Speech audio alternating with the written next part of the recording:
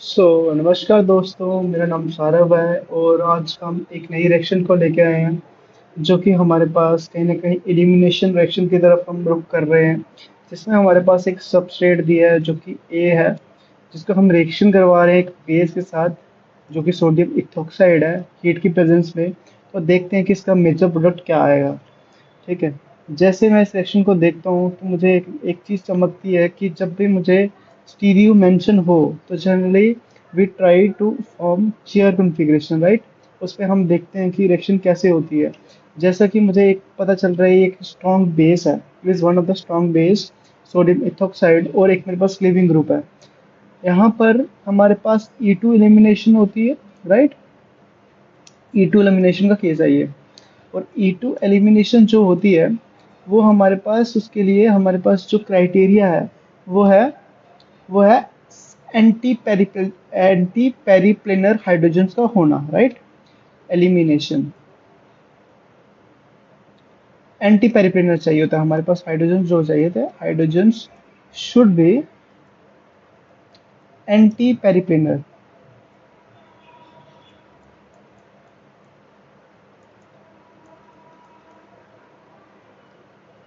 Right? So hydrogen should be anti पेरिप्लेनर।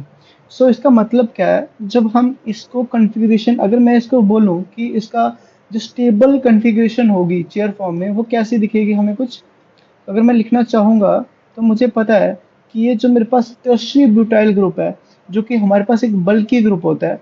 तो अगर ये बल्की ग्रुप है तो ये प्रेफर करेगा on the equatorial side, as it is in dash position, नीचे की तरफ है, तो मैंने टर्शियरी ब्यूटाइल एक नीचे की तरफ लगा दिया, राइट?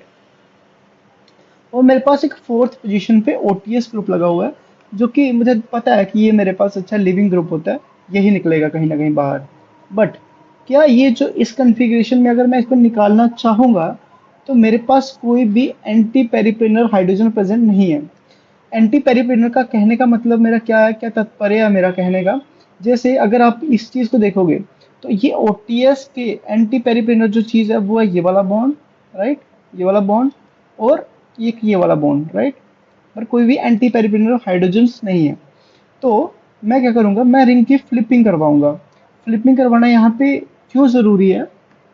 ज़रूरी इसलिए क्योंकि एंटी पेरिप्लिनर हाइड्रोजन्स नहीं है। जब मैं फ्लिपिंग करवाऊँगा उसके बाद मेरे को कहीं न कहीं एंटी पेरिप्लिनर हाइड्रोजन्स दिखेंगे। देखते हैं कैसे दिखेंगे, राइट? अगर जब मैंने इसकी रिंग फ्लिपिंग करवाई तो मेरे को पता है कि जो मेरे एक्सियल आते हैं वो इक्वेटोरियल में कन्वर्ट हो जाते हैं, और जो इक्वेटोरियल होते हैं वो एक्सियल में कन्वर्ट हो जाते हैं, राइट? बट जो ऊपर को होता है वो ऊपर को ही रहता है, और जो नीचे को होता है वो नीचे को ही रहता है। जैसे ये ओटीएस है, ये इक्वेटोरियल में है, राइट? इक्वेटोरियल किस में कन्वर्ट होगा? एक्सियल में होगा, राइट? तो मैंने एक्सियल में कन्वर्ट कर दिया इसको। वैसा ही जैसे ये ओटीएस इसमें आ गया, और ये जो है हमारे पास टर्शियरी ब्यूटाइल ग्रुप, ये नीचे को है बट ये इक्वेटोरियल है। इक्वेटोरियल को मैं एक्सियल में कन्वर्ट करूंगा, बट इसकी जो स्टीरी होगी वो सेम की सेम रखूंगा मैं, राइट? ओके।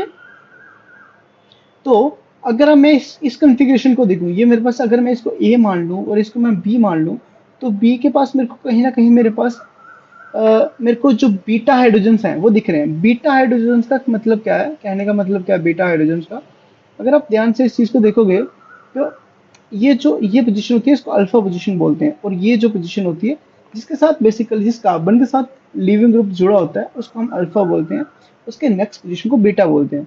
तो मुझे एक तो मेरे पास बीटा पोजीशन ये है और एक मेरे पास बीटा पोजीशन ये है, राइट? और दोनों के पास हाइड्रोजन्स है।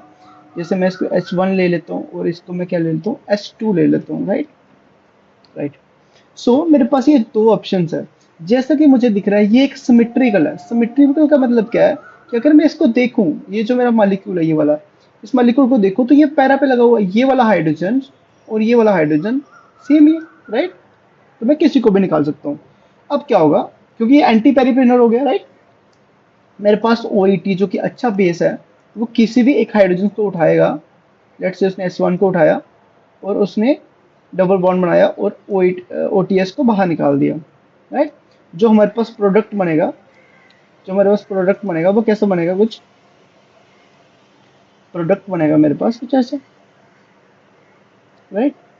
अब इसमें जो सबसे बड़ा डाउट है ना, वो एक डाउट मैं क्लियर करता हूँ यहाँ पर। देखो, अब हमारे पास डाउट ये आता है कि यार, आज तक मैं इस चीज की बात करता रहा कि जो मेरे पास एक जो बल्कि ग्रुप होता है, जैसे ये टर्शियरी ब्यूटाइल ग्रुप था, ये टर्शियरी ब्यूटाइल ग्रुप था, हम हमेशा इसको प्रेफर करते हैं कि भाई ये इक्वेटोरियल पोजीशन पर रहे।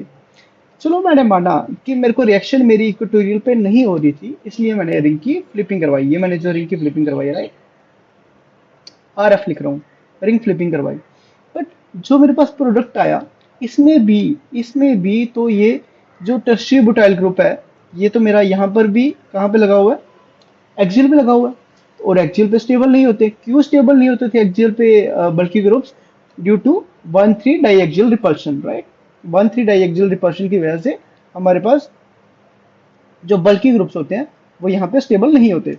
अब दिक्कत ये आई कि जब मैंने रिएक्शन करवाई, रिएक्शन करवाने के बाद भी मेरे पास जो प्रोडक्ट बना वो तो एक्चुअली बना, बट एक्चुअल में बस ये दिखने में लग रहा है एक्सियल है, बट ये ऐसे एग्जिस्ट ही नहीं करता।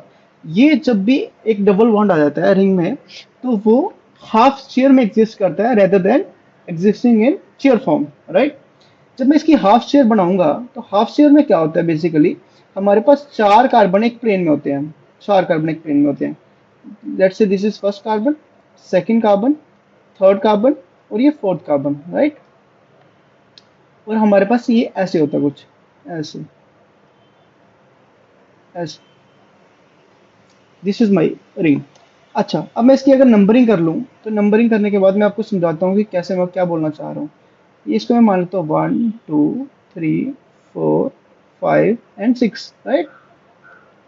2, 3 के बीच में डबल बॉन्ड है, तो मैं बना लेता हूँ 1, 2, 3, 4, 5 और 6, राइट। और 6 पे मेरे पास टर्शियरी ब्यूटाइल ग्रुप लगा हुआ है, ऐसा कुछ, राइट। अगर आप इसको ध्यान से देखोगे, तो चार कार्बन जो है वो एक प्लेन में है, राइट। और ये जो छठा कार्बन है ना, पांचवा कार्बन नीचे को और छठा कार्बन ऊपर को है, ये जो छठा कार्बन है ना, इसके इस कार्बन के सामने तो कोई कार्बन आ ही नहीं रहा था। जैसे कि मैं आपको बताता हूँ, इसके सामने कोई रिपल्शन तो नहीं हो रही। अगर रिपल्शन नहीं हो रही, दैट्स वाई ये जो हमें ऐसा दिख रहा है, ऐसा दिख रहा है, ये इसमें एग्जिस्ट नहीं करता। Not exist in this form. किस फॉर्म में एग्जिस्ट करेगा? इस फॉर्म में एग्जिस्ट करता है, हाफ शेयर की फॉर्म में एग्जिस्ट करता है। क्यों? क्योंकि हाफ शेयर में वो स्टेबल होता है। अब अब जो हम बोलते थे, जो हम पहले बोलते थे कि यार ये बल्कि ग्रुप इस पे एक्सियल पे स्टेबल नहीं होते, वो इसलिए बोलते थे क्योंकि जैसे ही अगर हमारे पास यहाँ पे टर्शियरी ब्यूटाइल ग्रुप है, ओके, क्योंकि टर्शियरी ब्यूटाइल बहुत बड़ा होता है, कार्बन CH3 लगा हुआ, तो ये जो हाइड्रोजन है, ये वाला हाइड्रोजन, ये वाला हाइड्रोजन और ये वाला हाइड्रोजन इसके साथ 1,3 डाई एक्सियल रिपल्शन करते हैं। 1,3 डाई एक्सियल रिपल्शन, क्योंकि अगर आपको इसका थोड़ा आइडिया, मैं थोड़ा सा आइडिया देता हूँ, अगर इसका थोड़ा डिटेल में बताना होगा तो डिटेल में भी हम एक वीडियो में डिस्कस कर सकते हैं। जैसे ये वाला, ये जो तीन पोजीशंस हैं, ये अबव द प्लेन है, राइट। ये अबव द प्लेन है, और अबव द प्लेन इन दोनों को रिपल्शन सबसे ज्यादा होगी, राइट। इसलिए कभी भी हम केमिस्ट्री में 1,2 डाइएक्सियल रिपल्शन की बात नहीं करते, हम हमेशा 1,3 डाइएक्सियल रिपल्शन की बात करते हैं। तो इनके बीच में रिपल्शन होगी, दैट्स वाई ये स्टेबल नहीं होता है। बट अगर हमारे पास ऐसा कुछ बन जाता है, एल्कीन, मतलब एक डबल बॉन्ड आ जाता है बीच में, तो हमारे पास रिंग ऐसे एग्जिस्ट करती है। तो इसलिए हमारे पास जो क्वेश्चन था कि ये एग्जिस्ट कैसे कर रहा है, मतलब ये हाउ दिस इज फॉर्म, यहाँ पर तो बल्कि ग्रुप आपने एक्सियल लगा दिया, तो इसका रीजन ये है कि ये ऐसे एग्जिस्ट करता है, ना कि साइक्लोहेक्सेन के फॉर्म में एग्जिस्ट करता है। तो इसका जो प्रोडक्ट आएगा, प्रोडक्ट बनेगा इसका ये।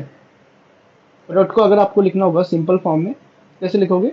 जो मेरे पास ये है, ये एक्चुअल पोजीशन पे है, राइट, ऊपर की पोजीशन पे लगा हुआ है। ऊपर की पोजीशन पे बस क्या लगा है, टर्शियरी ब्यूटाइल लगा हुआ है। और एक एक कार्बन को छोड़कर फिर आगे डबल बॉन्ड है, एक कार्बन को छोड़ के फिर यहाँ पे डबल बॉन्ड है, राइट। सो अगर नहीं दिख रहा तो या, तो यहाँ पर मेरे पास क्या है, डबल बॉन्ड है, ओके। तो मेरे पास this is my major product.